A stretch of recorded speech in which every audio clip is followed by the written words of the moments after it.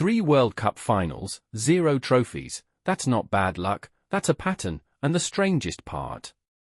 In 2 of those finals, the Netherlands didn't lose because they were outplayed, they lost because they stopped playing, on purpose. Most fans call this misfortune. It isn't. There's a specific football logic that explains why the most talented team of a generation kept finding new ways to come up empty, and once you see it, you'll spot it in every unluckiest team story in the sport. Here's how it actually works.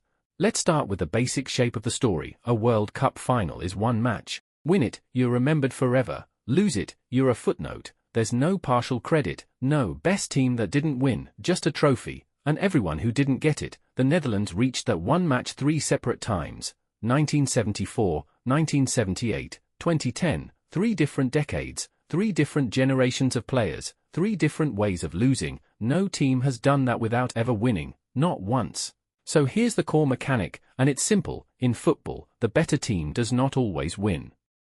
Possession isn't points, domination isn't a result. You can control the ball, control the rhythm, control basically everything except the scoreboard, and still go home with nothing. The Dutch didn't just experience that idea, they became the textbook case for it. Now the why. This is where it stops being unlucky and starts being interesting. In 1974, the Netherlands faced West Germany, the host nation, in the final. 2 minutes in, Johan Cruyff drew a penalty, Niesken scored it. The Dutch were ahead before the crowd had even settled into their seats. First penalty ever scored in a World Cup final, and it was theirs. Then something strange happened. Instead of pushing for a second goal, the Dutch slowed down, they passed it around, they toyed with the Germans, daring them, showing off the football. Call it confidence, call it arrogance, either way, they had the lead, and they spent it on style instead of banking more goals. Germany equalized from the penalty spot, then took the lead before half-time. That lead held. Final score, 2-1.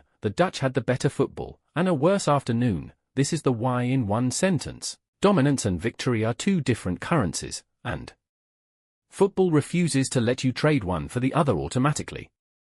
Now the escalation, the moment that turns this from tough loss into actual curse. 1978, a new tournament, a different opponent, the same script. Argentina, the hosts this time. Cruyff isn't even playing, and still, the Dutch claw their way back to the final, against the run of recent form, against the absence of their best player. Argentina score first, the Netherlands equalize late, in the 82nd minute, then comes the moment fans still talk about. Robben, in the dying seconds, strikes the ball, and hits the post, inches from changing history, inches, extra time. Argentina score twice, final score, 3-1, same stage, same outcome, a different way of losing by the smallest possible margin. 2 finals, 2 different methods of self-sabotage and misfortune, somehow producing the identical result. Then comes 2010, 32 years later, a different generation entirely, none of the 1974 or 1978 players anywhere near the pitch. The Netherlands reach the final again, against Spain this time, and lose 1-0,